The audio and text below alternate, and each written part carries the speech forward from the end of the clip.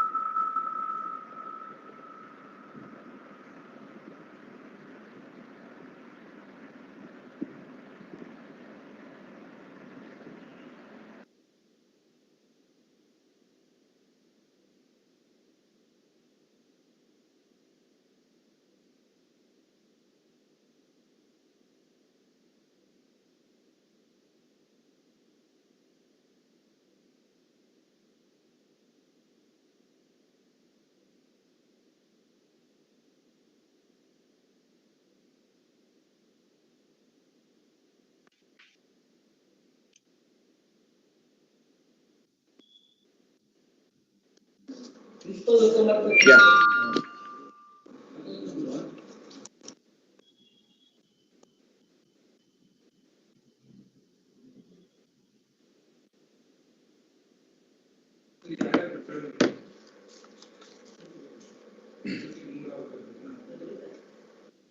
Good morning, everyone.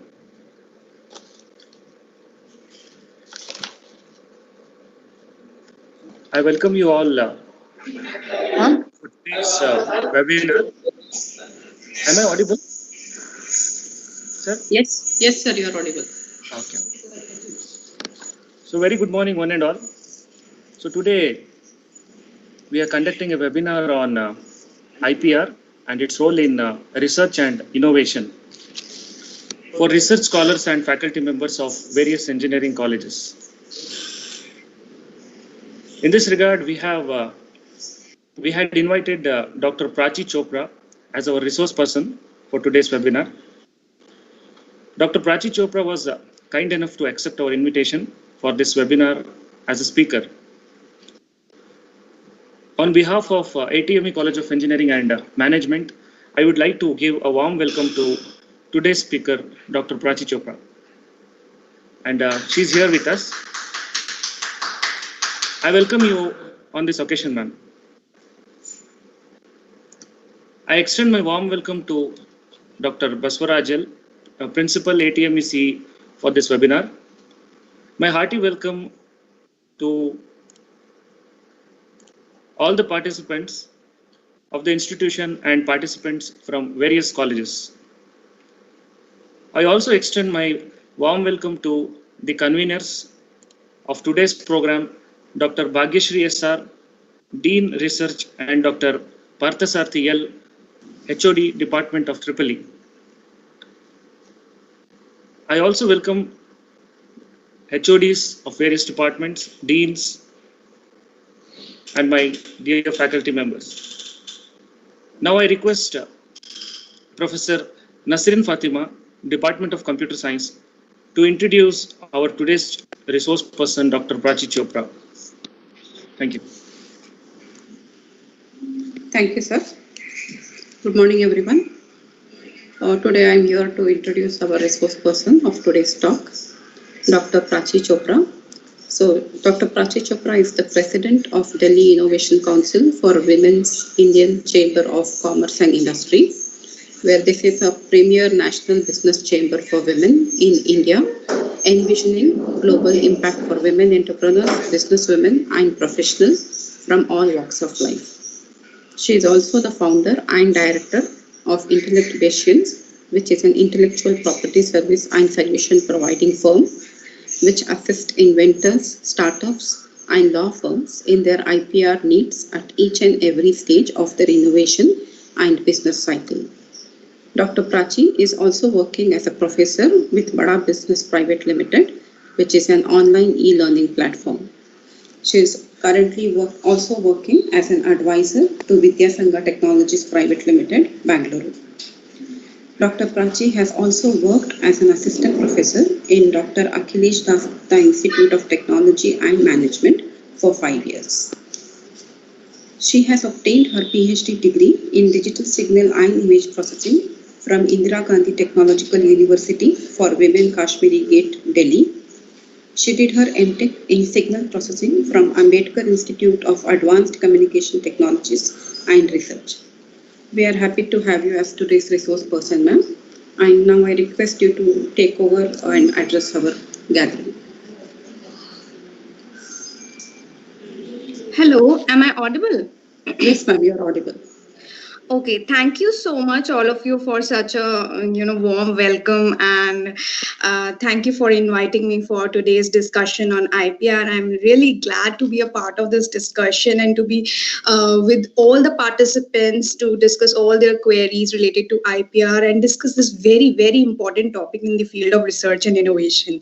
Now, it is really important for the academic institutions, research institutions, and in fact, startups and other corporates also to understand the the importance of intellectual property rights in innovation and research and invention, that how can they actually protect their invention, what is the value of IPR and different types of IPR in research and innovation. It is really important for us to understand this because it's high time now, and India is very back in this in comparison to other countries. So we really need to understand the importance and significance of this important field.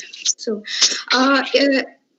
if I'm Bhagyashree ma'am is able to hear me, ma'am, I want to share my screen. I want to share my presentation to start with the topic. So yes, ma'am, you can start. 1 second. Ma'am, yes, how can I do that? Share the screen, ma'am. You can share the screen. From where I can share the screen, because I cannot. Okay. Yeah, at the Okay. top there Open is share. yeah. Just a minute. Let me just try.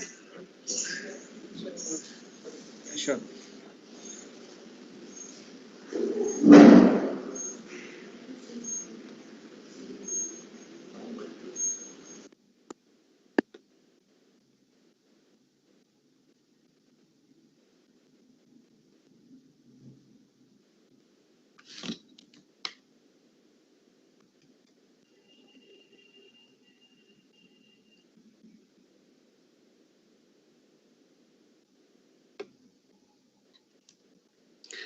Okay, is my screen visible to everyone?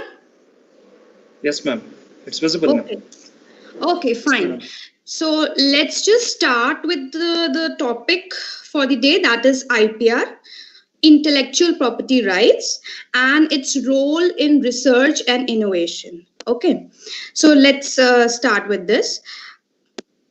Firstly, what I'm going to discuss in today's presentation is the main outline of today's presentation. What I'm going to mainly discuss with you all is that what exactly is IPR, because people don't even know what exactly is intellectual property rights. Then we will be going in detail to discuss what are the different types of intellectual property rights, and then the main topic is what is the importance of IPR in research and innovation. So these are the three main topics that we will be discussing, and in case in between anyone has doubt, preferably I would request you to ask the doubts at the end of the session.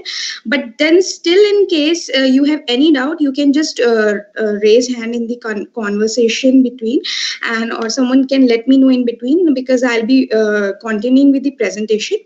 Okay, so let's start now. What exactly is intellectual property?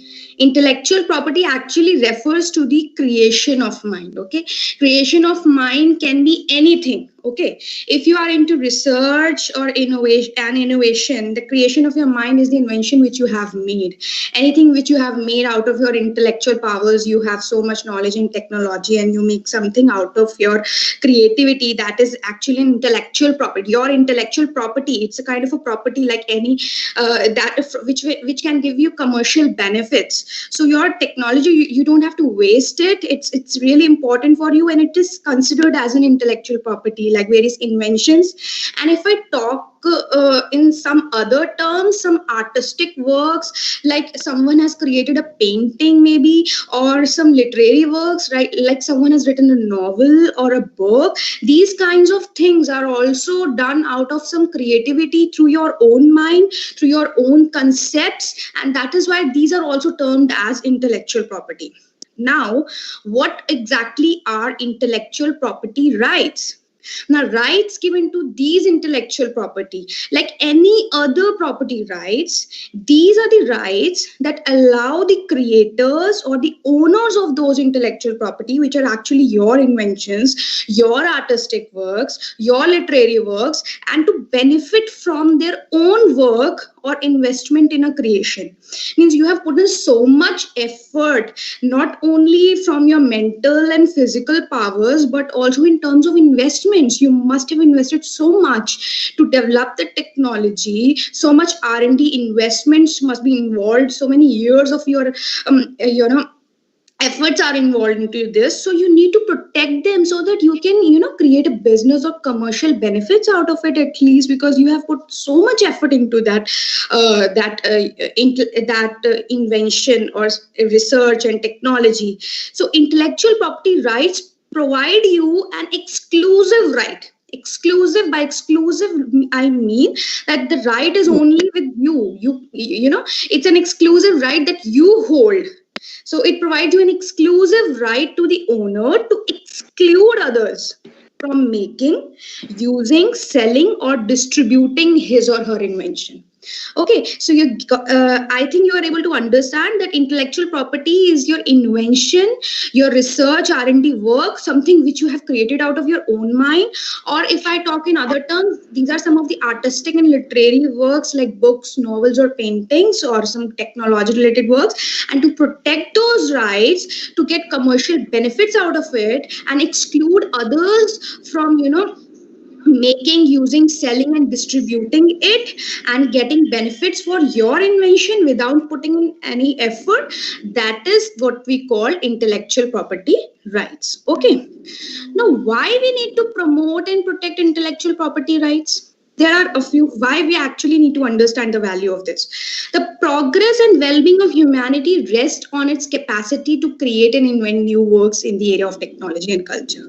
Okay, so it's like an ecosystem which progresses, which develops when we are motivated to create and invent new works. And when we are motivated to do this, when we have a power to protect it, and when we are able to get benefits out of it.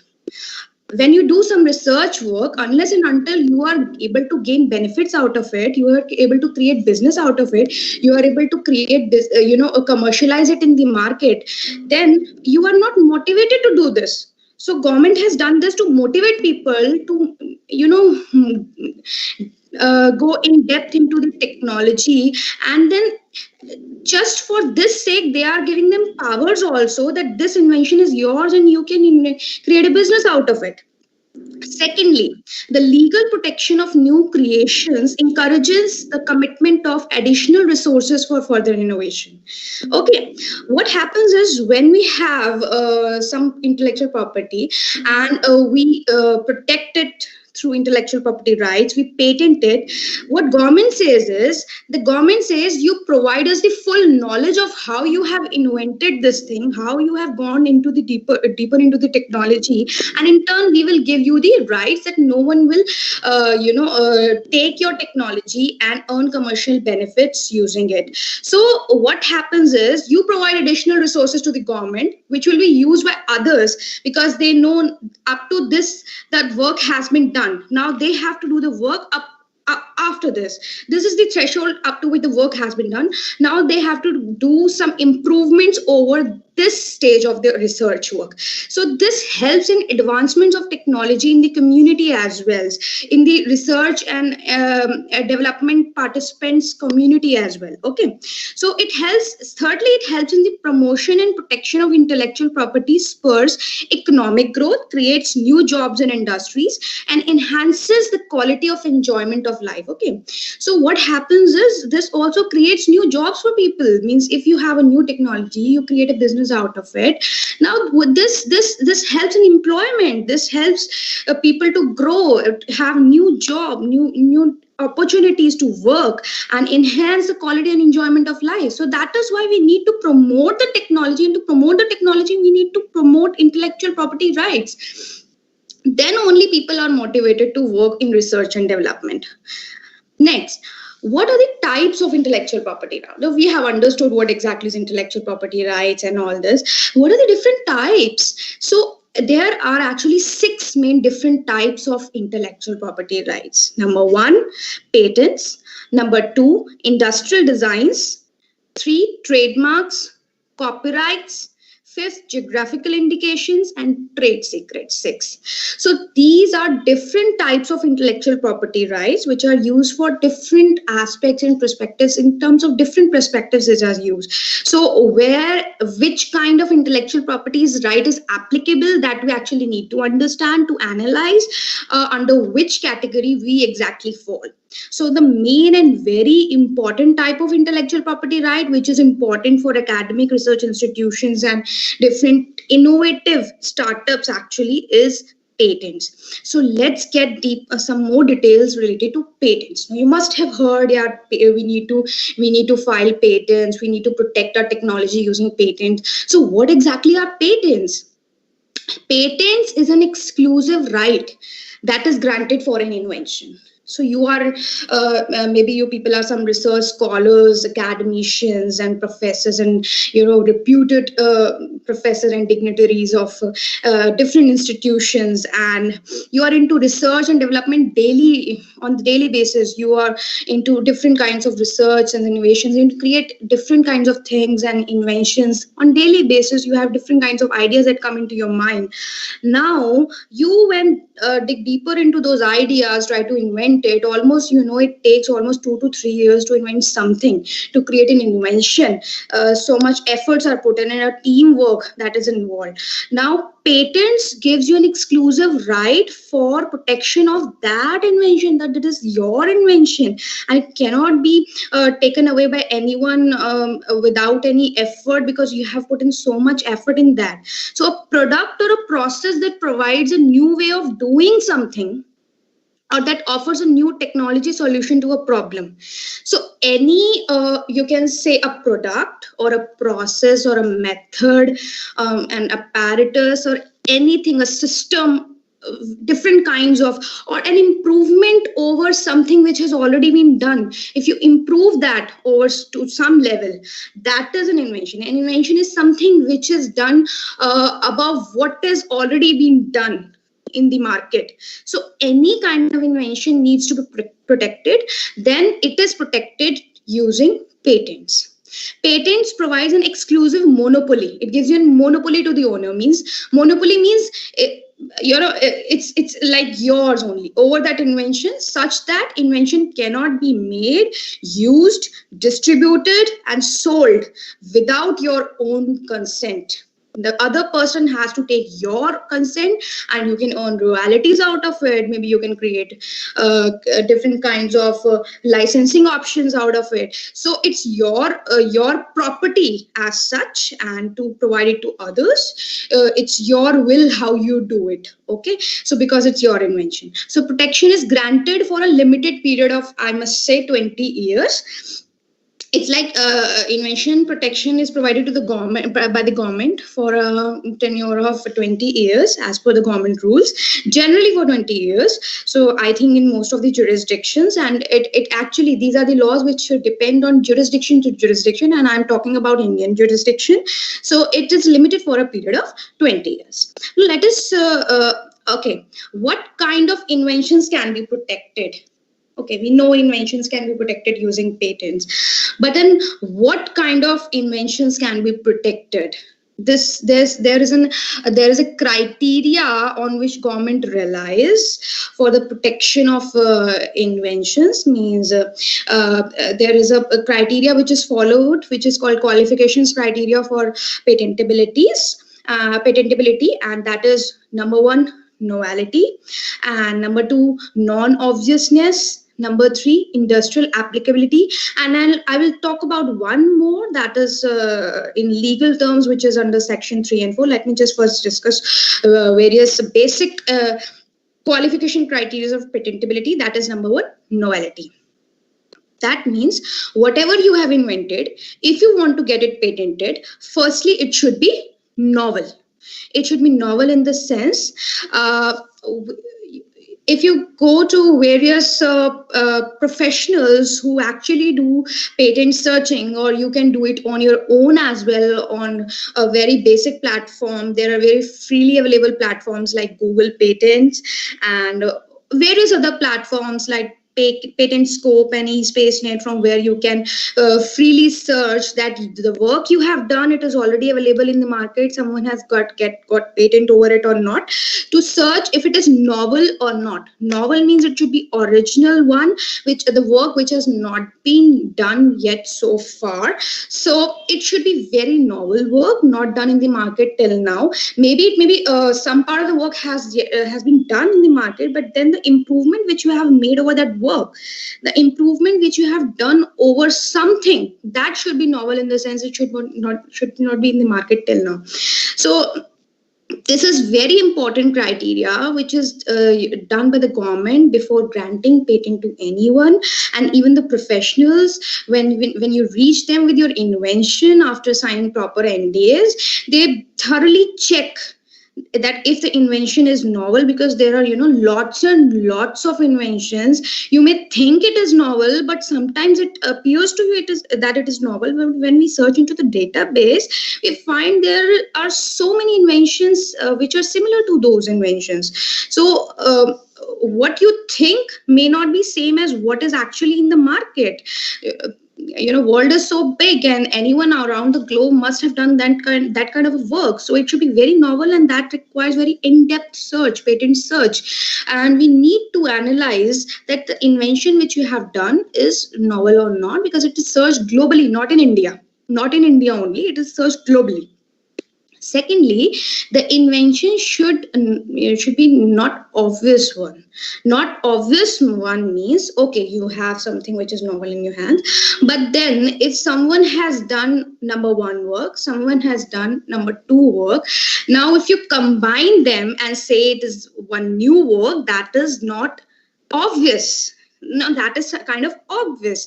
If you combine two works, and if the work is obvious for a person having a basic skill in the art in which you have done the invention, if it appears very obvious to him or her, then obviously it is a non-obvious.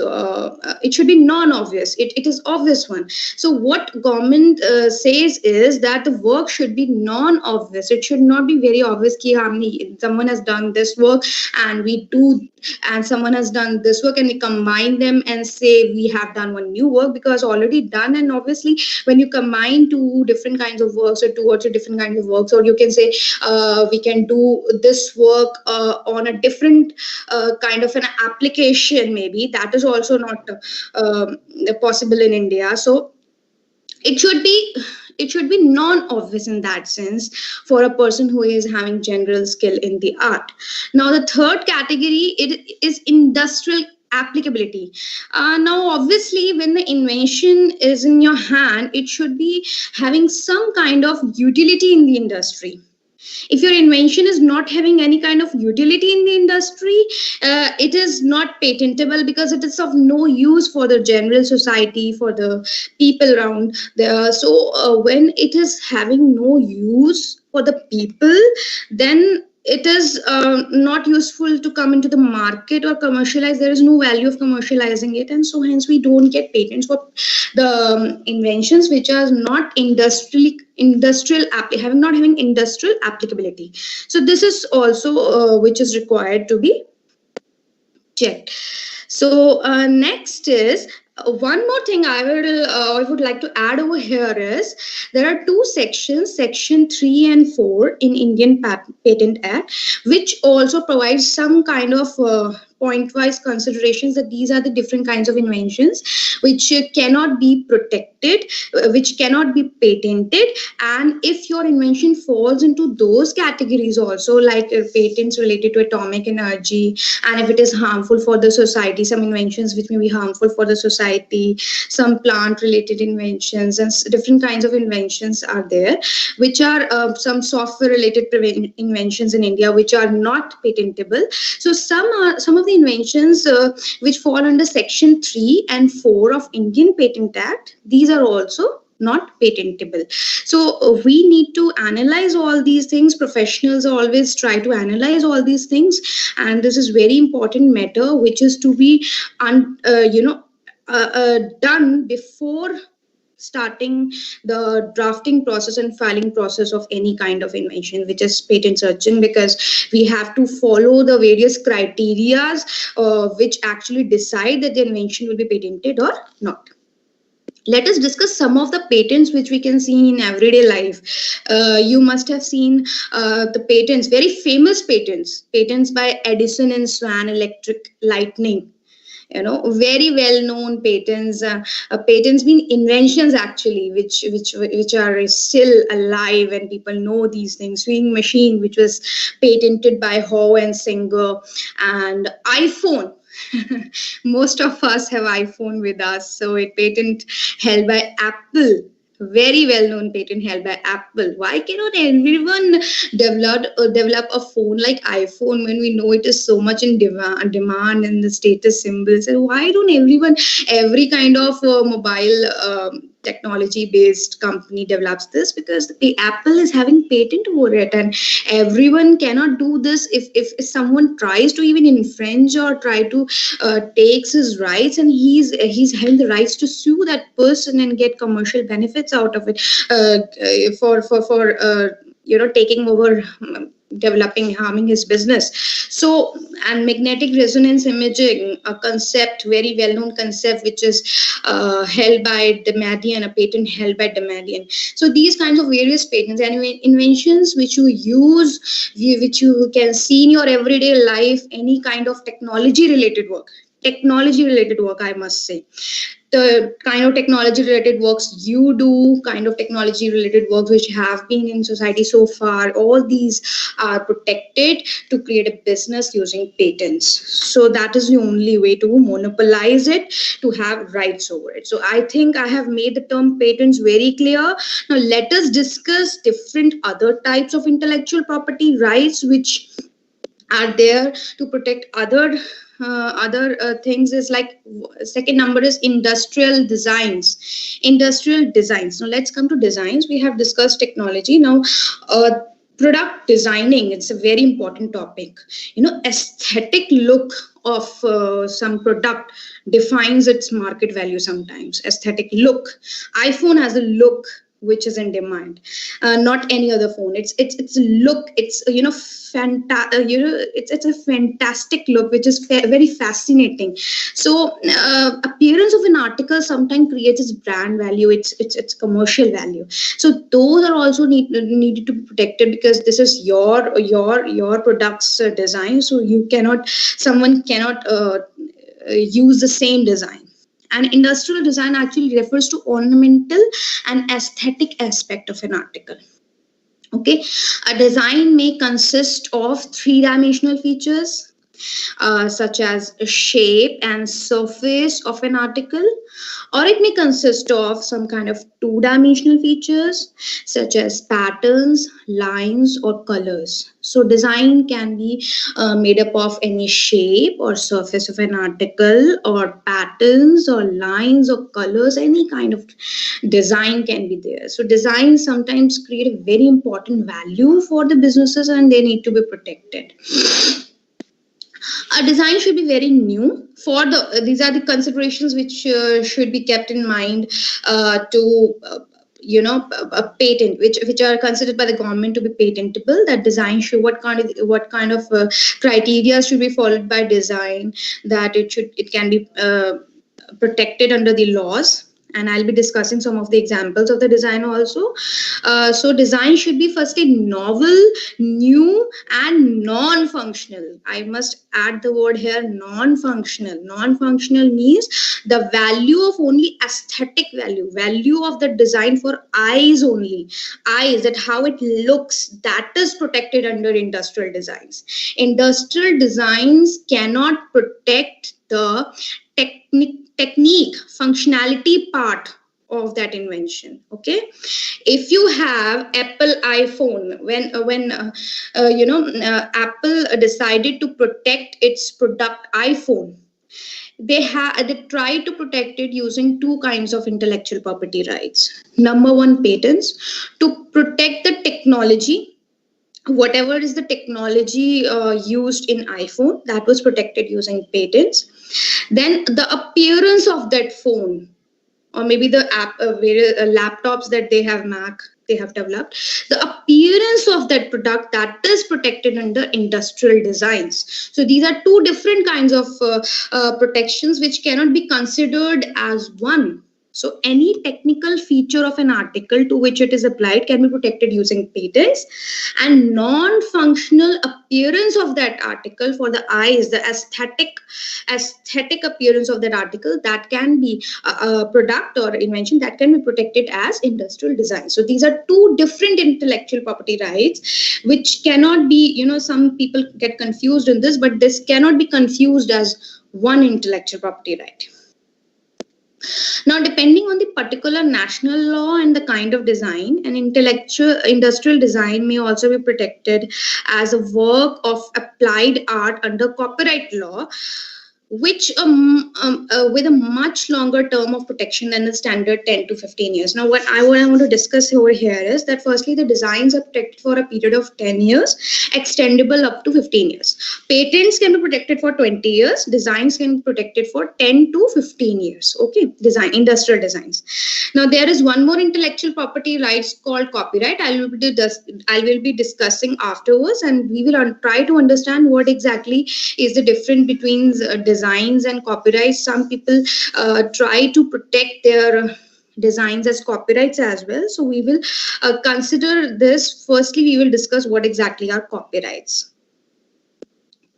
So these are some of the industrial designs in everyday life. See, I have given example of iPhone, Apple, and the Apple's that's first figure side view of the Apple. It's a design which is protected. Front view of the mobile phone, the way the apps are presented, the way the different kinds of applications in that mobile phone are presented, that is also their design, which is aesthetic appearance, that how it appears, that is also their own monopoly, their own right, that how they design it, how they present it to the viewers. This creates their own brand value. So these are the designs which they have protected. The back side, the logo, that is a trademark. I will discuss that. But the appearance of the mobile phone, that is completely a design part. This is the fourth figure is, I think, some kind of a game, and this is the appearance of that game. How it is protected is a kind of a design, which is owned by someone is having monopoly over it, which cannot be stolen by anyone else. Design of any kind of electrical appliance, any kind of goggles have different kinds of designs, different kinds of shapes. And in the last image, you can see a dress having a design over it. So the design, fashion designing, industrial designs have such a great value, because designers design their dresses and they protect it using industrial designs, because they then create a market value of it. They sell it in the market, and someone cannot copy the same design. That is why they protect it using industrial design. So this is how this is the value of industrial designs in different in intellectual property rights to create businesses and commercial benefits. Okay, so after having discussed this, we will move forward to third important category of intellectual property rights, and that is trademarks. Trademarks, very important intellectual property rights for distinguishing services and goods provided by one individual or one company from the services and goods provided by another individual or another company. Trademarks are actually the protections given to your company's name, company's logo, taglines, sounds, unique sounds of a company, like ting, ting, ding. You all have heard of this sound. So these are trademarks which protect the brand value of a company, brand value. These are distinctive signs that identify certain goods or services produced or provided by an individual or a company. So we can, there are so many electronic mobile-based companies. How can we distinguish Micromax from Samsung or from Ericsson, and how can we distinguish between them? Because they have a different brand value, different logos. We know Apple, we know McDonald's. They have logos, they have taglines associated with them, which provides them a distinctive value. So these are the trademarks which protect their company names, their words, their logos, their distinctive hearing sounds, and their distinct different kind of taglines. Amul, the taste of India. The taste of India is a protected tagline. Okay, so And the sound, Amul, the taste of India, this sound is also protected. So people create brand value using these things. No one can use these things. These are their intellectual property rights, which creates a brand value for them. So very important for them. And these are protected under the category of trademarks. Okay, so trademarks may be one or a combination of words, letters, and numerals.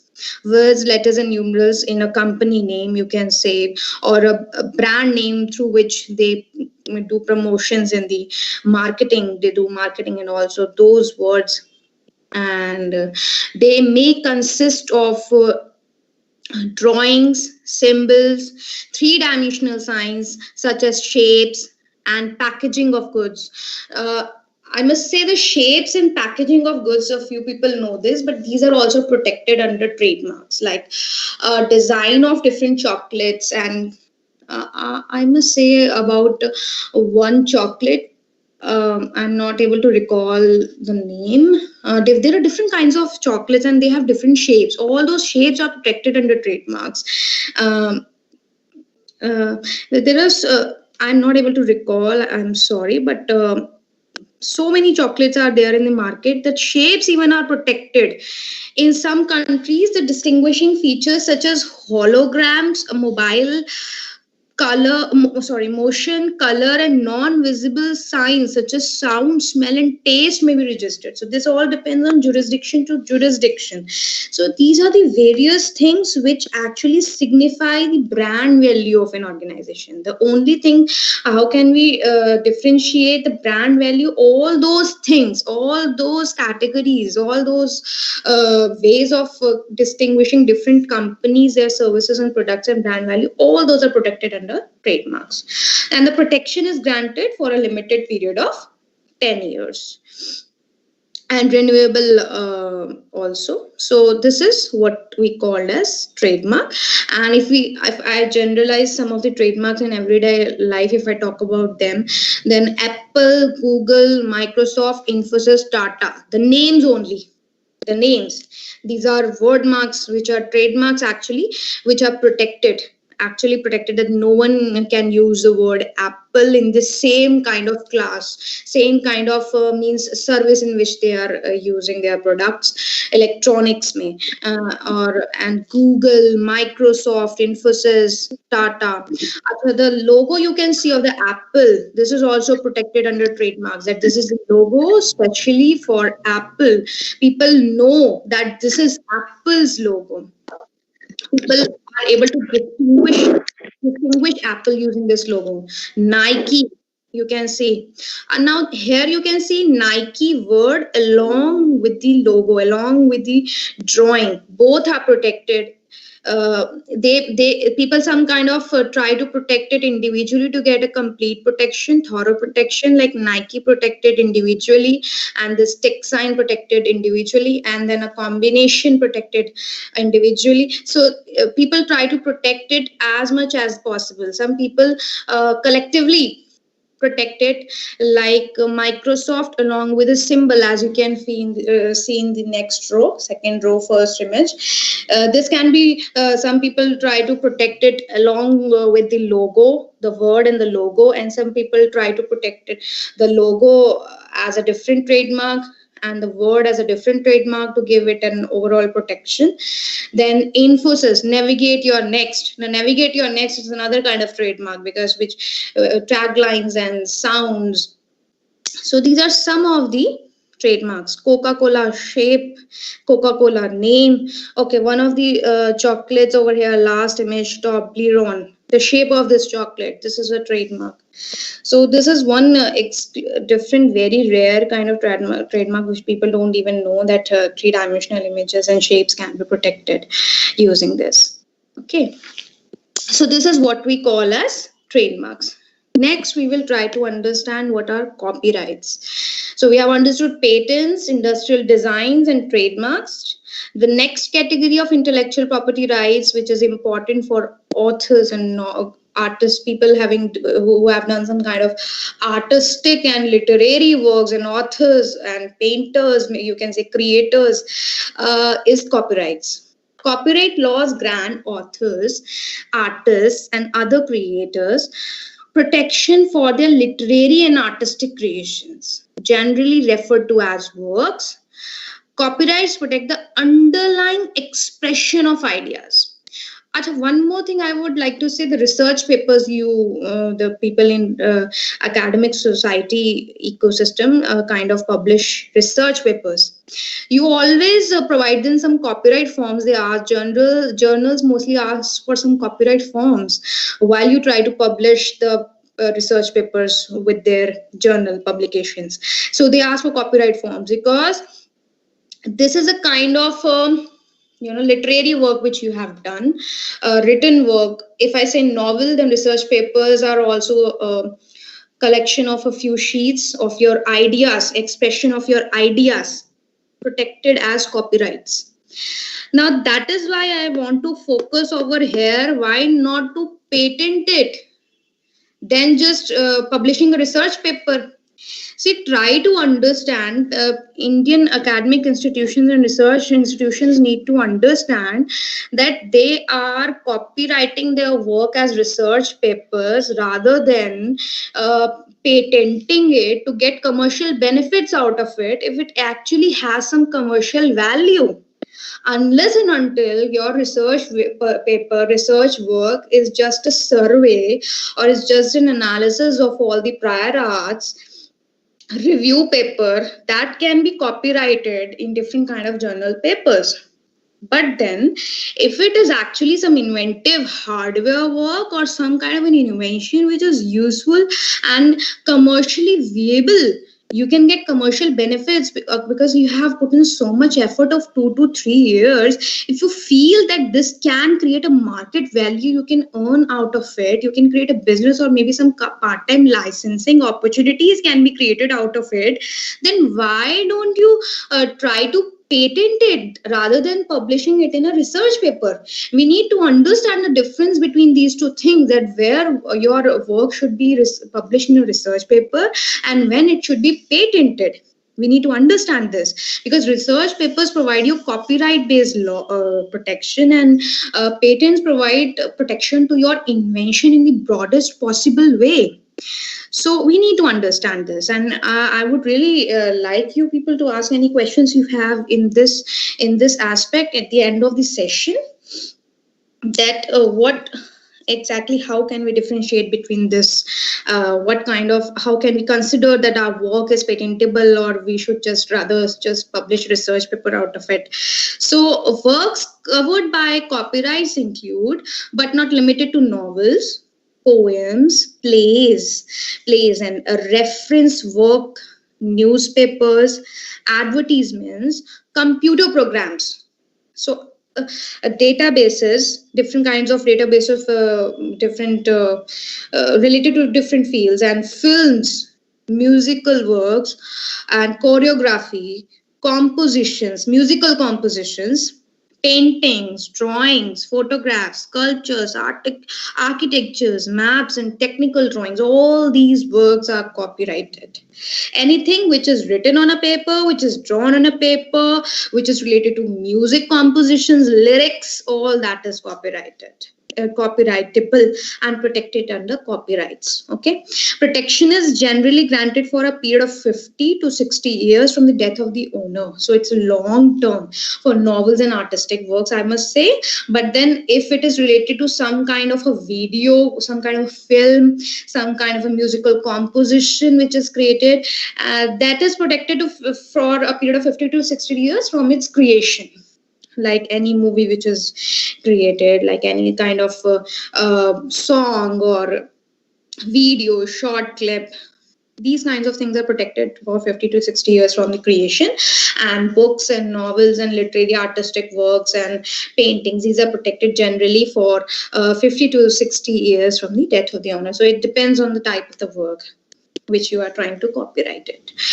Okay, so these are different kinds of works which can be copyrighted. And literary works in everyday life, any literary work which is you have written. Here I must mention research papers and novels and all those things. Musical works, lyrics and sounds, recordings, and different series and all, artistic works, paintings, and like the drawing which in the center. So these kinds of artistic works, dramatic works, video which maybe some short drama created, kind of a video created, recording, sound recordings, all these works. Now I must discuss one more thing over here related to computer programs. There is so much confusion out there. If you have written some codings, you have some computers program with you, will it be copyrightable or patentable? Because computer programs is something which is related to technology. You have done some technical work which has some utility that can be born into a hardware which can be further utilized as an invention. So where will it be protected? It will be protected under both. See, a computer program, exactly word to word lines of that program, that is protected under copyrights. The whole coding work, the way in which the code is written actually, so that is copyrightable.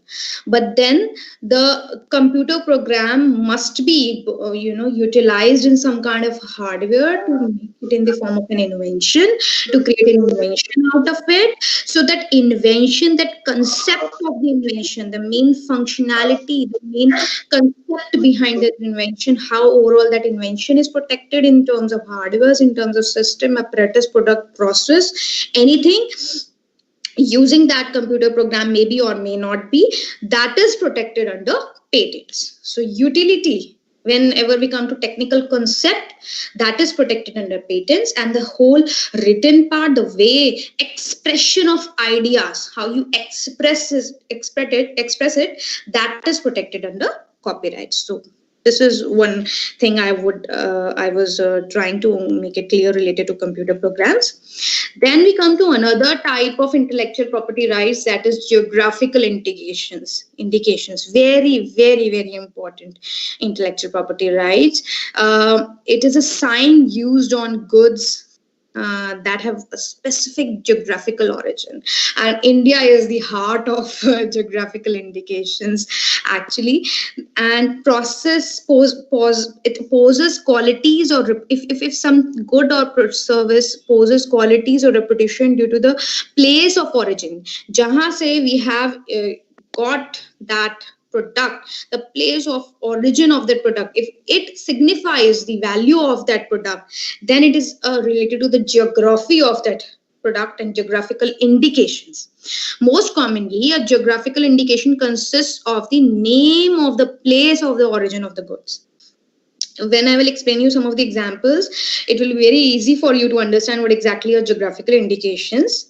So geographical indications are understood by consumers to denote the origin and quality of products. Means the quality of that product is due to the origin from which we have got this product. जैसे कि दार्जिलिंग की T famous है, तो Darjeeling origin है उस चीज का, and due to that origin we know this tea is famous for due to the origin that is Darjeeling, and many of them have acquired valuable reputations which is not adequately, if this is not adequately protected, may be misinterpreted by commercial operators. We need to protect it because Darjeeling की T अगर कहीं हम कहीं और जाके बेचते हैं उसकी वो it doesn't have that much value. We lose its value. It is famous because of its origin. The duration of a geographical indication is granted generally for a period of renewable 10 years period. So after every 10 years, this protection can be protected because as per the rules of Indian jurisdiction and many other jurisdictions. Geographical indications in everyday life, you can see a list of which are just a few, means basmati rice, very famous. Rice, okay, basmati rice, we know basmati rice has its own value, which is known everywhere, even globally. And Darjeeling ki tea, Kanchipuram's silk, okay, but then Kanchipuram silk, it is well known. So it's a kind of intellectual property which is protected by Kanchipuram because the silk having from that origin is known for its quality.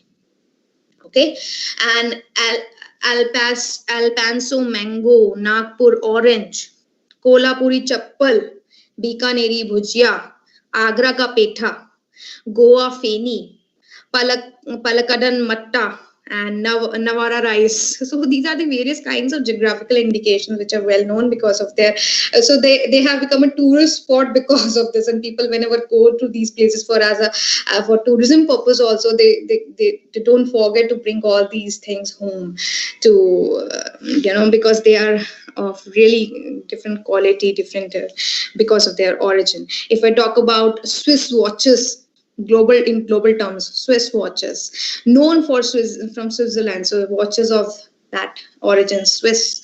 So there are global geographical indications also which are very well known, and India, I think, is very much known for its different kinds of geographical indications, being a country of all these all different kinds of cultures and heritages.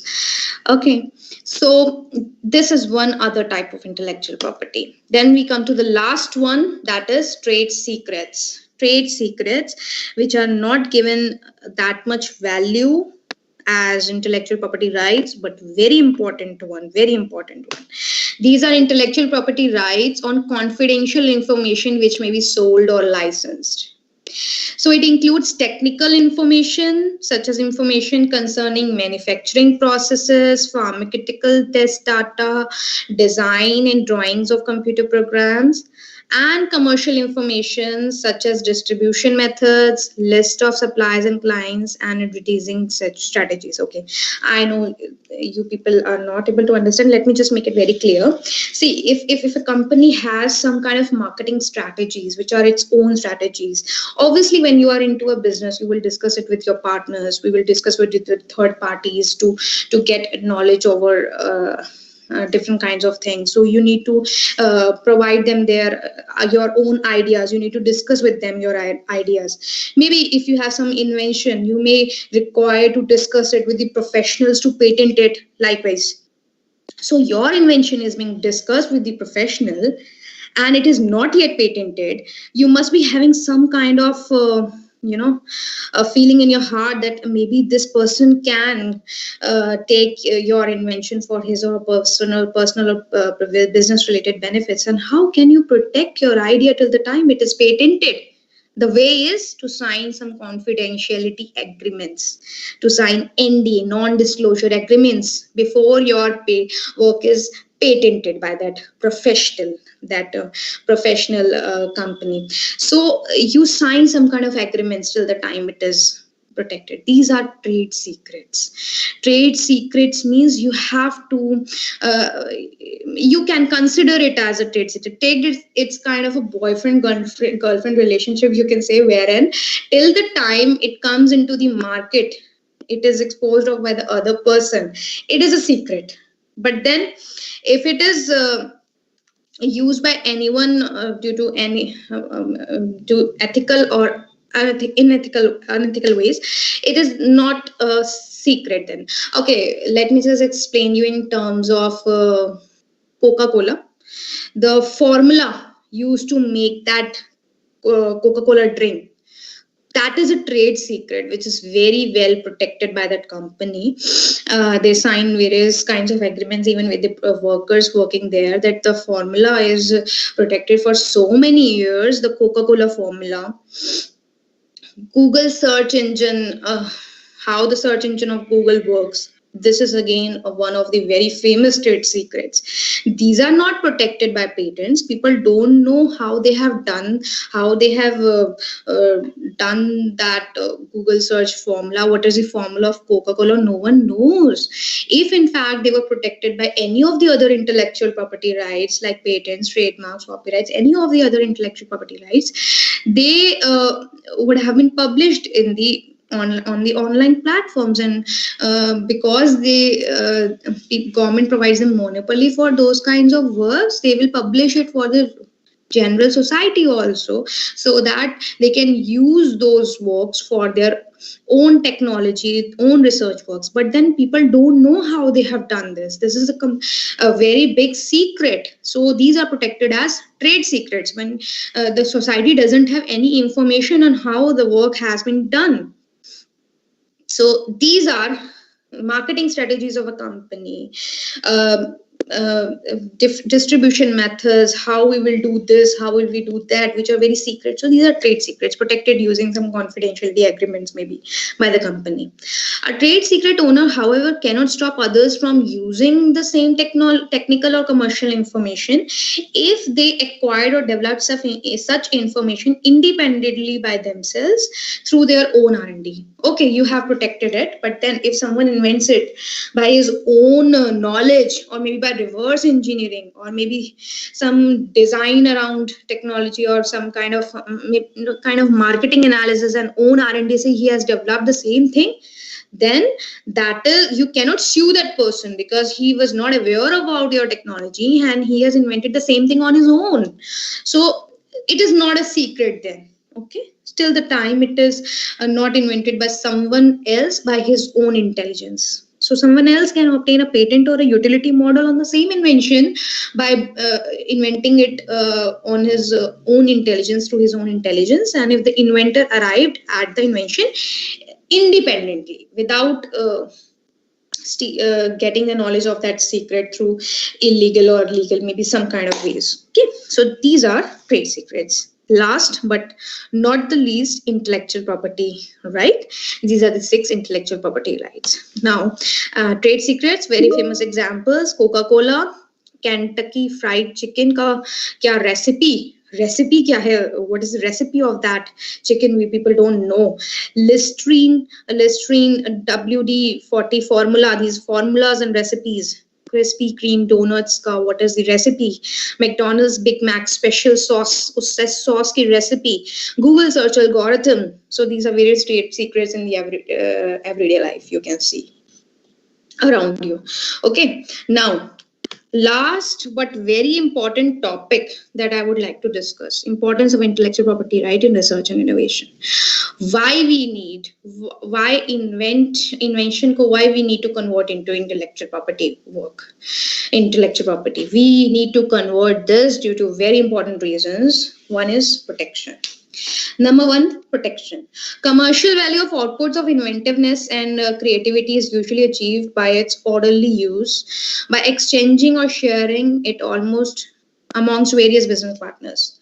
Whenever you invent something, you share your thoughts, your ideas with different business partners. Of 3 to 4 years of so much effort, so much investment, hard work, day and night, so much effort put. And when you come to know someone has used your invention without your consent, without any R&D, creating market value out of it, without putting in so much effort, he has not invested 3, 4, 5, 15 lakh money and he is getting market share, he is earning value out of it, you will not feel good, because the effort what you have put, you want to earn out of it because you have done so much hard work out of it. So that's why protection of your invention, monopolizing it for your own benefits so that you are motivated. This is the one reason why your inventions should be protected. Inventions or other works, I am talking, taking example, invention as an example. So it should be protected. The protection is the one reason it should be patented or it should be turned into intellectual property. Second is commercialization. That means invention into innovation. Innovation when it is used for industrial utility. So IP acts as a key in facilitating the process of taking innovative technology to market. IP helps in establishing technology-based businesses. You know, one invention helps in making one business. Okay, one invention can help you begin one big business because you have a product in hand with you having some kind of market value which is patented. Now, patented means it is your monopoly, your work. No one can use it. Now, when you have a protection for the next 20 years, which is a tenure duration of protection provided for patents, now you can create so much commercial value by selling that product in the market. So it helps in commercialization, and technology related business can be created out of it. And 20 years are not less for doing this, I think so. So this is the second reason, commercialization. Third is enhancing competitiveness. Why so? It's a give and take strategy adopted by government that you provide a complete draft of your invention, that how you have done it, a draft using figures, whole description, the background which you have approached, and you provide a complete draft of your invention to patent it, and in turn the government gives you the monopoly to that protection invention, that this is your invention. This is how the way of patent is done.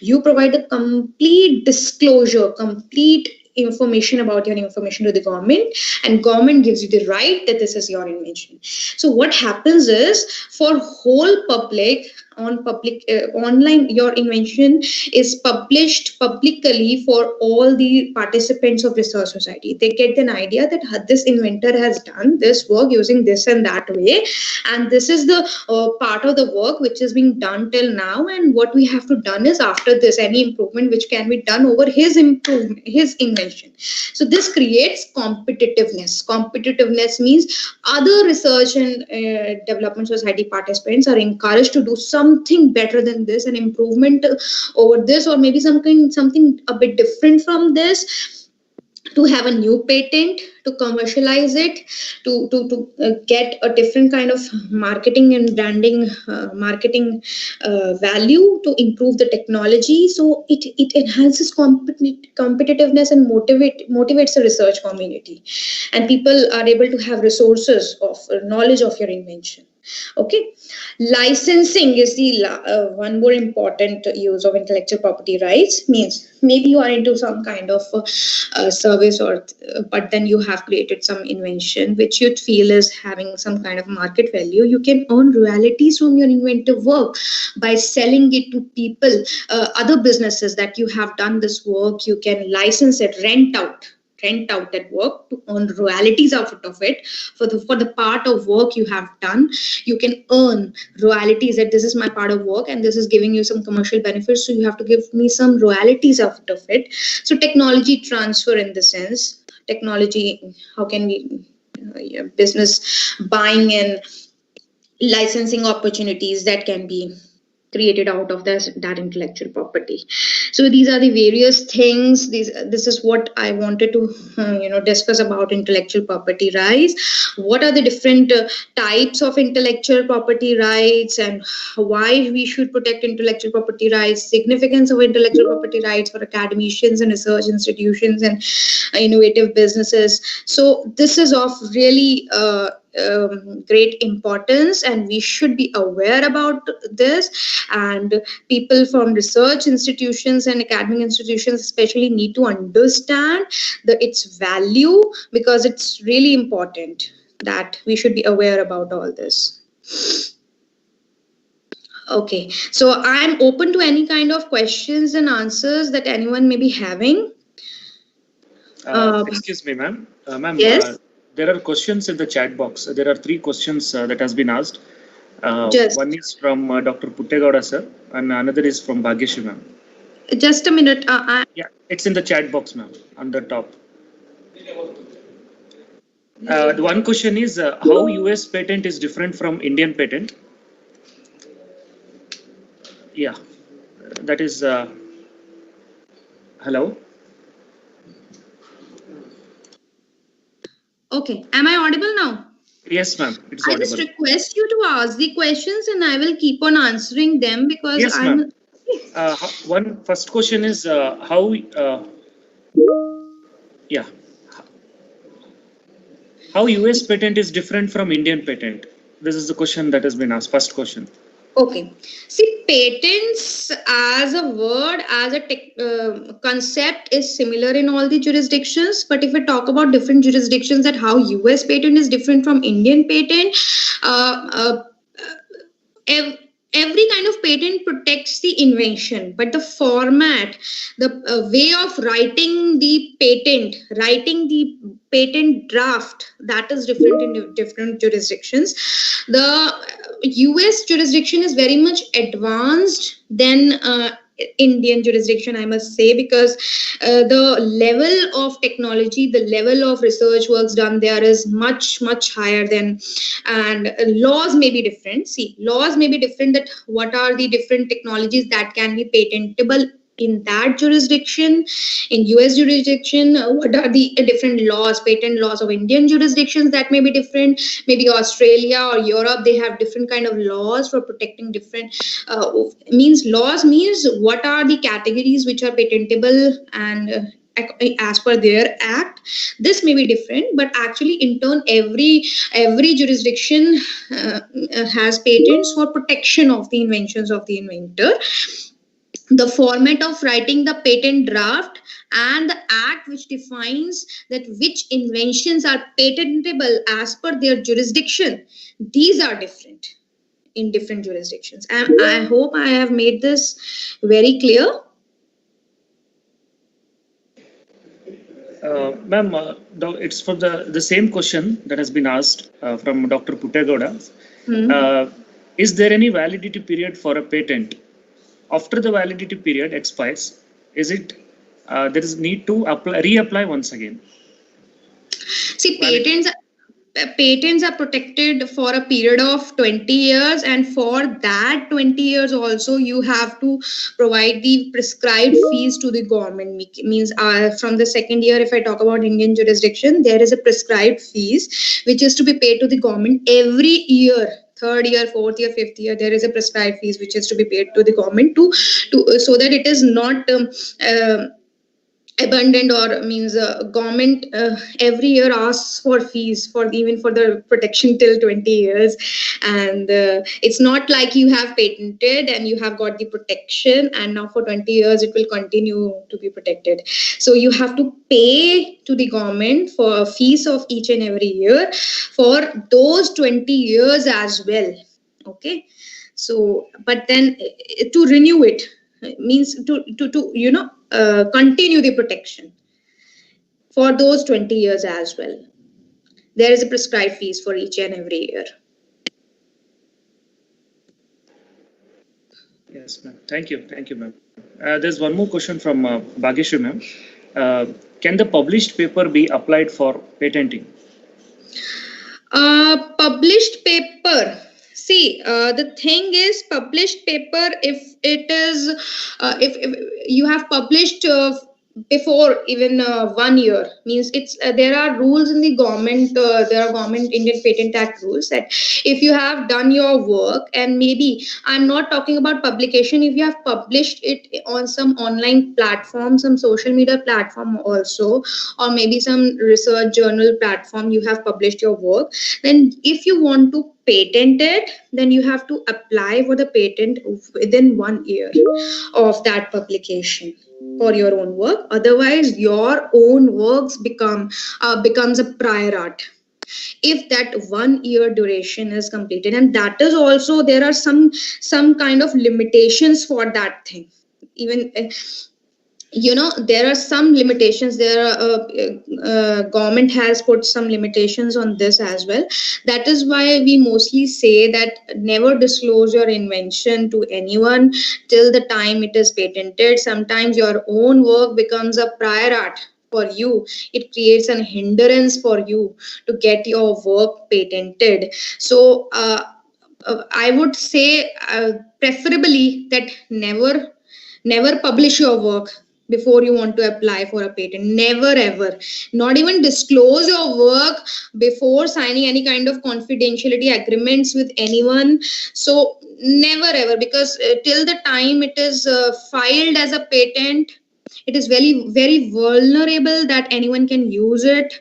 But then in some jurisdictions, there is a rule that when you have published within 1 year, if you apply for a patent, it can be published. That too, with some limitations. It depends on jurisdiction to jurisdiction. In US, there is a norm that within 1 year of offering for sale and or even publishing it in some online platform, you can try for a patent within 1 year, but not a day after that. In Indian society, there are some limitations, some considerations laid down by the act, so it becomes difficult to get a patent then because of those limitations put by the government. So it is always preferred to not to publish, because published works are difficult to be patented because they are already in the society, available for the society. So even though it is your own work, it becomes difficult for you to get a patent over it on your own name. So this should be really considered. Okay. Yes, ma'am, thank you. The next question is, what is a provisional patent? Asked by Dr. Mahesh Lohit. Okay, now this is very important and good question, that what exactly is provisional patent. So there are two types of patents. Number one, provisional patent, provisional specification based, see, it is specification, not exactly patent. Patent is one word. Provisional specification and complete specification to be filed for a patent. What happens is sometimes you feel that your work is still in process and you need protection beforehand so that no one else copies that technology. At least you have secured a date in the Indian Patent Office that this is the date on which I have filed the patent. This is your invention which is still under work, maybe in the prototyping stage. So a rough idea of how the invention works, which may be modified afterwards within a span of 1 year, then you file a provisional patent. That means when you have an idea about a patent, you have a knowledge that how the invention works, you ask the professionals to file a provisional patent describing the whole description of the patent in detail, which may be modified because you are still in the prototyping stage, but the broader idea of the invention without the claims is filed in the Indian Patent Office. This is provisional patent, which is incomplete actually. Then within 1 year of filing that provisional patent, the government gives you that 1 year duration within which you have to file the complete specification, means the exact invention for which you are seeking the protection, that is to be filed before the completion of 1 year, not even a single day after that. You have to file the complete specification with the exact protection boundaries, that is claims. So these are two different kinds of specifications just to secure a date. Date security is very important in inventions now, because people are advancing day by day. Technology is running out of date day by day. So if you don't secure that date, maybe someone else comes up with the same work and files before you. So your work cannot be patented then, because he has already done, he has already filed, and it becomes a prior art. So your works will not be considered as novel then. So that is where you secure the date, that this is the work, our work, and secured on a previous date.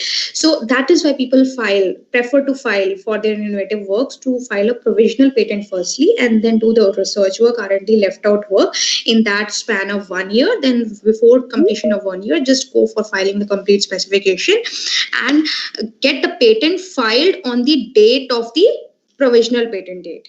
So the date of protection which you will get for your patent is the date on which you file the provisional application, and the patent exactly, the invention exactly, you will provide to the government with the date on which you will provide the complete specification after a year within the completion of 1 year. Okay, so this is the value of provisional specification. Thank you, ma'am. Ma'am, next question from Dr. Pratibha MK. How ownership of a patent can be determined? How ownership of a patent be determined?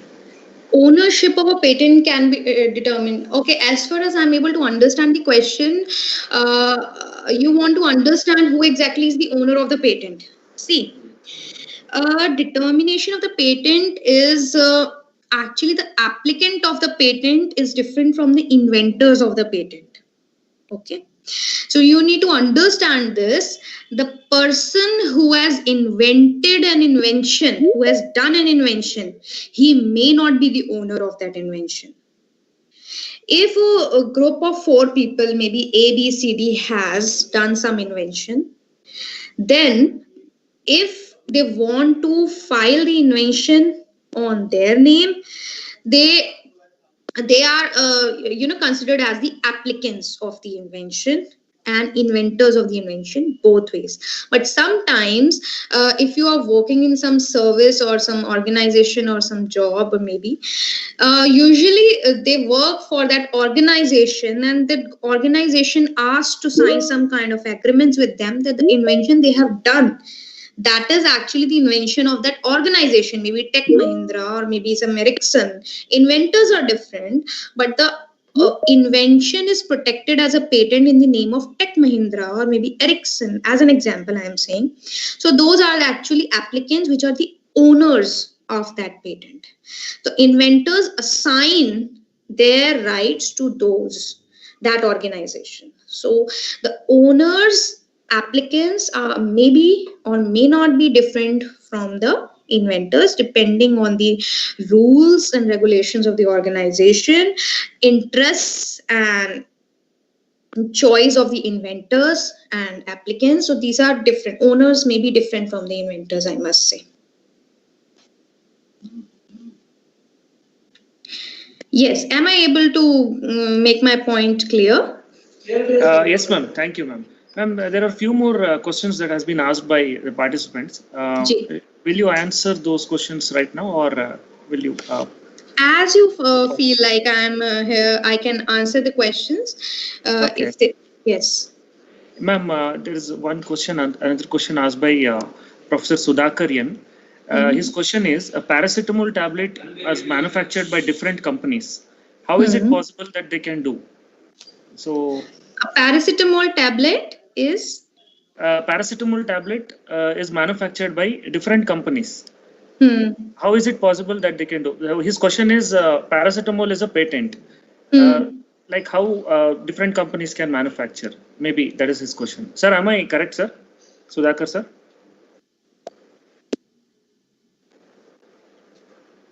Yeah, maybe. Yes, sir, correct. Okay. See, paracetamol tablet is a patent. Okay, done that. So if some other manufacturing company wants to manufacture it, obviously he has to take the consent from the main owner of paracetamol that we are trying to manufacture it for. So then they have to take the license from the main patent owner, give him some kind of royalties for his invention. This is actually his invention. Actual invention patent holder is someone else, and you are trying to manufacture only. So you have to give that person some royalties. Obviously, that this is your invention and we are manufacturing. So whatever the sales is being done, some part of royalty will be given to you because it's your invention for which we are using for commercial benefits. You have to take the consent of the main patent owner. Main patent owner ka consent you must have before doing all this. Otherwise, he can sue you for using his work without his consent, without giving in royalties, which is his or her own choice. He may or may not. Some people say it's okay, you can do that, we don't want any royalties. It's up to his preferences, but then you have to take his consent for doing any of the work using his technology. Number one. This is up to the 20 years of that patent. Okay, this is up to the 20 years of that patent till the patent is active. Once the patent has expired, some people I have seen is they use that invention that maybe some medicines and all which have expired, or the patents on which have expired, they use those inventions as their own for their own organization. They make their own trademarks, their own company name. They use it as their own company names because obviously patent is expired. The person is not having any kind of rights. He has abandoned or has expired. Now it's open to the society, but still the the medicine is having some kind of utility because it is used by the people for their medicinal purposes, for curing their disease. If it is expired, now it's up to you how you use it. So it's we don't have to take the consent from the patent owner. But till the time it is an active patent, you have to take his consent to prevent any kind of legal issues in your organizations. Okay. Thank you, madam. Thank you, ma'am. Ma'am, there are two or three more questions. Yes. Asked by Professor Ravi Kumar S. His question is, what is the criteria for fixing up the period as 20 years? Criteria means the criteria, these are government rules and laws which decide this criteria, means which we know is that this is a period of 20 years which is provided for by the government, and there is no criteria, maybe some kind of internal policies or internal strategies because of which the patent is provided for 20 years, not more than that and not less than that. But there is no specific criteria. But yes, if the person who is the patent holder doesn't provide the prescribed fees for each and every year, then within some duration of time that patent is means ended, that patent ends. Either one is expiration, that is completed within the end of by the end of 20 years. Second is abandonment, means when the person himself doesn't pay the fees, maybe after 3 to 4 years of patent, because he is not using for commercial benefits, then the patent gets abandoned by the government because the person is not paying the prescribed fees. And sometimes people intentionally decide not to pay fees because they are not trying to use it for commercial benefits. There is no criteria that why the period should be 20 years, but then it is 20 years. Now it's up to you for how many years you want to use it, and if you want to use it, you have to pay the prescribed fees. And advancements take so at each and every day, technology is growing so fast that even though 20 years protection is provided, some kind of inventions lose their value even after 3 to 4 years of their protection. Means because the technology is growing so fast. Means mobile phones, if I say they're growing so fast, previously we were having different kinds of mobile phones, now we have smartphones. So if the technology is growing, but then though you have a protection for 20 years, if it is not having any kind of market value, what will be the use of it for 20 years? If some other competitor is providing some other technology which is much better than your technology at competitive prices he is providing, then what is the value of having your own patent for 20 years when it is having no commercial value? So some patents run out of any kind of use even after 3 to 4 years of their patent filing. So it all depends on condition and situation to situation, technology to technology. There is no criteria. Yes, please. Yes, ma'am. Thank you, ma'am. I hope you have answered that. Ma'am, the next question is, what is the procedure to apply Indian patents? Okay. For Indian patents. Yes, the process to apply for Indian patents. As far as the process is concerned, usually when you have some invention in your hand, firstly, there are 3 steps. One is patent searching, then patent drafting, then patent filing, and then the process after that.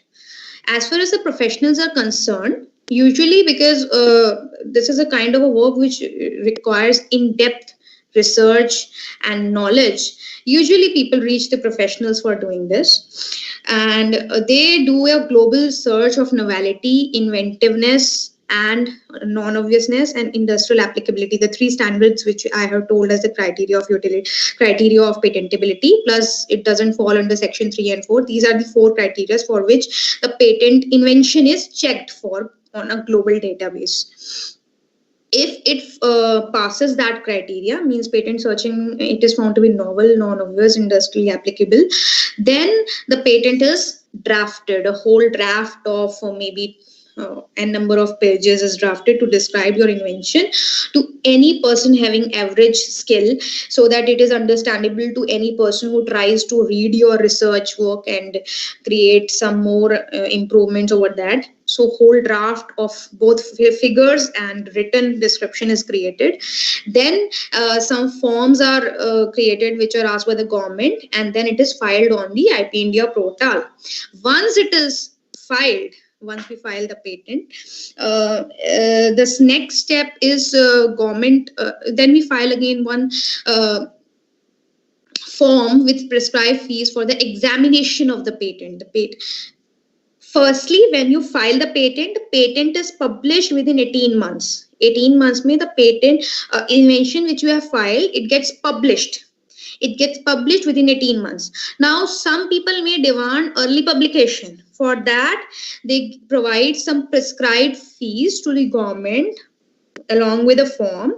And if they fill that form with the prescribed fees, the patent, your invention is published within 1 month. Otherwise, as per the government standards, government rules, it is published within 18 months. Now, once it is published, it will be examined. Examination is the next step after publication. When you file a form along with the prescribed fees for examination, government examines your invention as per the criteria of patentability, which we professionals usually do beforehand, so that lesser of the objections come, and they have an idea that these kinds of objections come, so they draft the invention so properly. So as per the objections which are provided by the government, because of the prescribed form which we have filed as the examination form, the government provides you some kind of objections, which may be raising some objections that this is the problem in this invention, this is the problem in this invention, how will you rectify it? They provide you some kind of duration to rectify it, or to decide you want to continue further or not. So that is the prosecution stage. That is we call prosecution stage. First examination report. On the basis of that report, you provide a first examination report reply to the government by drafting the response to the objections raised. Maybe you may make some amendments, or you provide some explanations based on the objections raised by the government examiners. And depending on that, the prosecution part continues for next 2 to 4 years, because Indian jurisdiction takes this much time. Publication mostly occurs in a span of 1 month if you file the form with the prescribed fees, or maybe after 18 months. But when it comes to granting stage, it almost takes 2 to 4 years. So this is the way the examination takes place. Sometimes the process may go to the at a stage of hearing as well. The examiner may ask for a hearing session with the patent agent, professional patent agent of the inventor whom he must have hired. So hearings may take place, and hearing report may be asked for, and then finally it is decided the invention can be patented or not. Mostly professional try is 70-80% that the invention is granted, as they put so much effort for this. But then it is up to the examiners, because it is not in their own hands. So this is how the whole process takes place.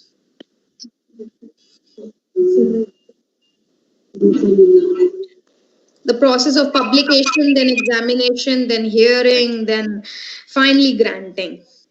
Yeah, thank you, ma'am. Ma'am, the next question is by Dr. J.V. Gorbal.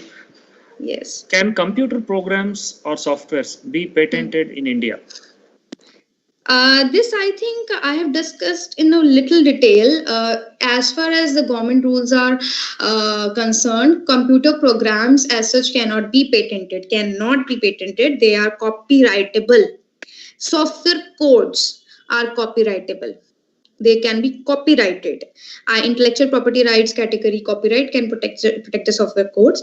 But then if that computer program is actually a part of some invention, some hardware kind of an invention, having some kind of utility, some process, some method, which provides some value addition to the technology space, some kind of utility to the technology, it has some kind of functionality value, I must say, some utility, some hardware, some different kinds of ways, some utility, some hardware associated with it, some functionality which can be used for the betterment of the society, the way how it helps in the technology improvement and utility.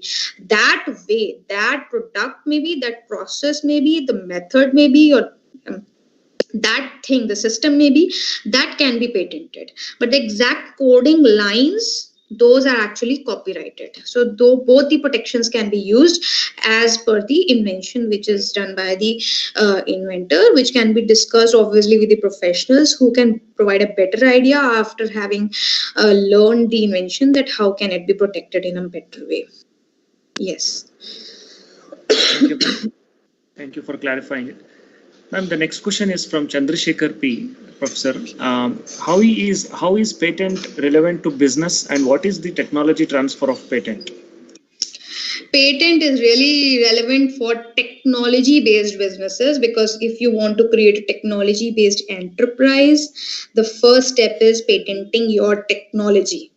Some businesses run because of technology only, and the business needs the monopolization of the technology to protect it from other kinds of market competitors and market from other people to use it for their own business benefits. So patent is the first step for any kind of technology related enterprise to start running. And as far as technology transfer is concerned, there are various methods adopted by businesses. Some businesses, if you have a patent, some people try to create own business. That is one way. So that is technology related enterprise. Second method adopted is people sell their patents to some other organization and get a good amount of benefit, commercial monetary benefit out of it because of their own patent. Unko monetary benefit they get, and the business created by that patent is sold to someone else because they don't want to create business and they don't want to enter into that situation and complete scenario of creating a business. So they sell it. And the third way of technology transfer is to license it exclusively and non-exclusively, both ways. Means exclusive licensing is that you license it to some particular firm and you license it to that particular firm only. They will give you royalties for the whole part of selling that is done. They give you royalties, some kind of monetary benefits of each and every sale being done at their end. Suppose if I talk about some books also, authors publish their books, they provide it to Amazon. Okay, Amazon sells it, and for each kind of sale they get royalties. Okay, so because that is their own book written by them. Okay, so this is how the things are done. And non-exclusive means you can rent it out to many organizations and earn royalties out of it. So it depends, the value of that royalty depends on how you license it, exclusively or non-exclusively. These are different these things. So this is how technology, these are different ways of technology transfer. Yes, please. Yeah, thank you, ma'am. Ma'am, there are two more questions. Can I ask you, or will you? Sure. Let's just ask this last two questions. Yes, last two questions, ma'am. Asked by Professor Impana Appaji. After applying for the provisional patent, should we submit the detailed description of the patent within 2 years? No. Firstly, the detailed description is given in that provisional patent, which obviously is can be modified as per any kind of advancements done in that particular year. Now there is no concept like 2 years. Within 1 year you have to file the complete specifications. Even a day after 1 year, the provisional patent has no value, because within 1 year you have to file the complete specification of that patent. So you have to do your work, wind up with your work within that 1 year.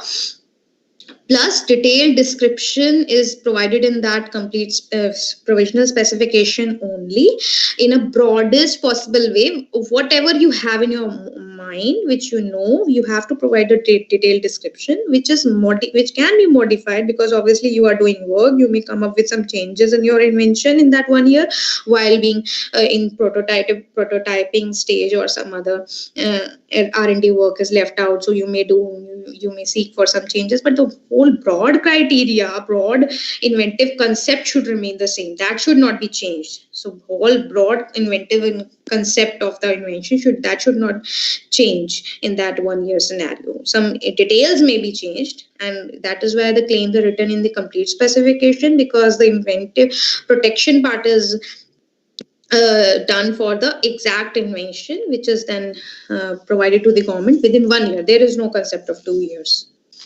Okay. Thank you, ma'am. So this is the last question asked by Dr. Srinivasa K. How can we know about originality before filing for patenting? Okay, because before filing for patentability, to find out the originality of the patent, some people usually do by themselves. Patent searching is being done on different databases, both for published research works and patent. Both for patents plus research works, or any other online document article is even searched, which may invalidate the originality of your patent.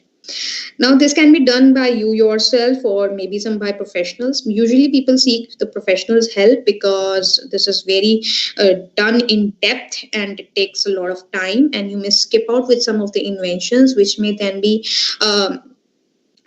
maybe some examiners, after filing your invention, may provide you as an objection that this work has already been done. So how you are filing it? So in-depth professional patent searching is required. Professionals are out there in the market for this, and obviously we do this. We are here. Professionals are basically here for this only. So usually the inventors don't have that kind of mindset, legal mindset in their mind, that how they have to search it so that it is actually, we can search the originality of the patent. Inventors usually have it in their mind that their invention is original. They have a concept in their mind, already laid in their mind. But then when I see the invention on the global databases, what I find is that actually some of the works similar to the invention have been done. So we give an idea to the inventor that, see, this part of the work has been done. This is the main inventive step that you have done. And maybe some kind of these types of improvements you can do over your invention.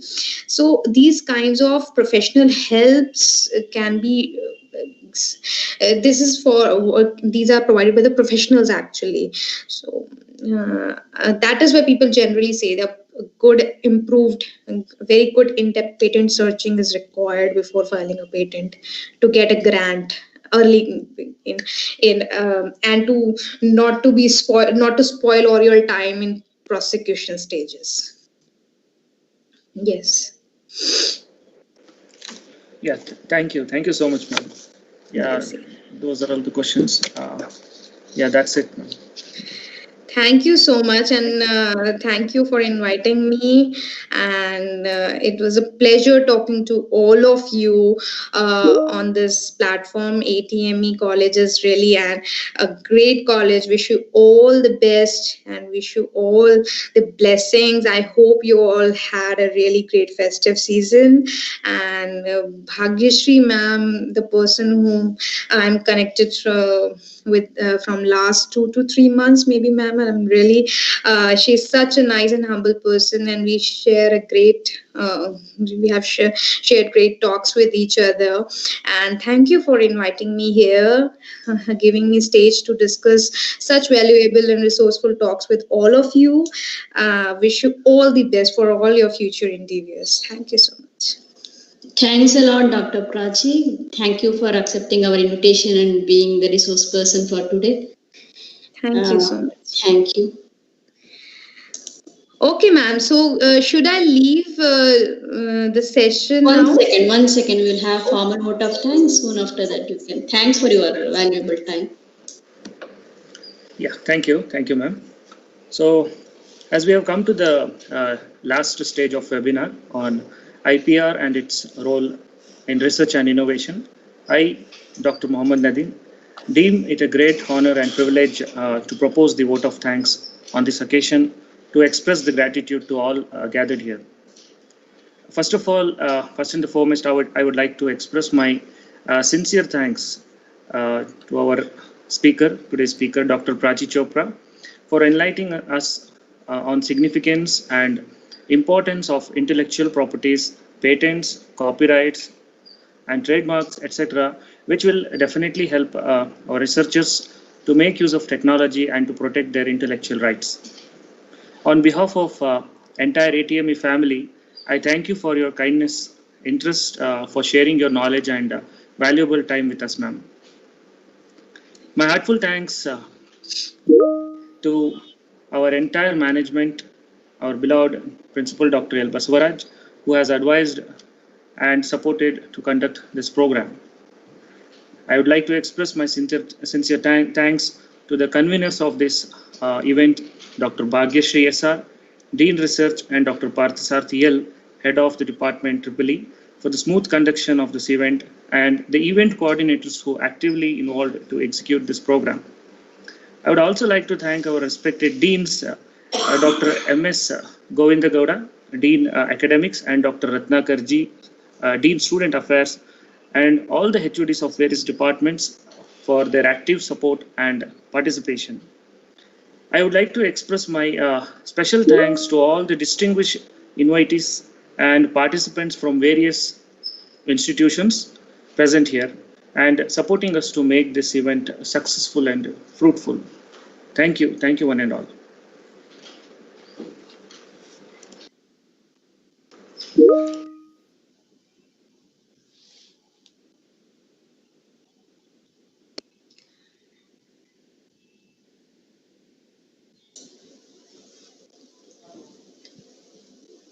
Thank you. We're winding up the session for the day. Thanks a lot for being part of the program.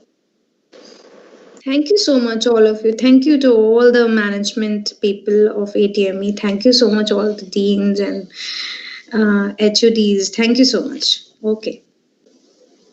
Thank you, ma'am.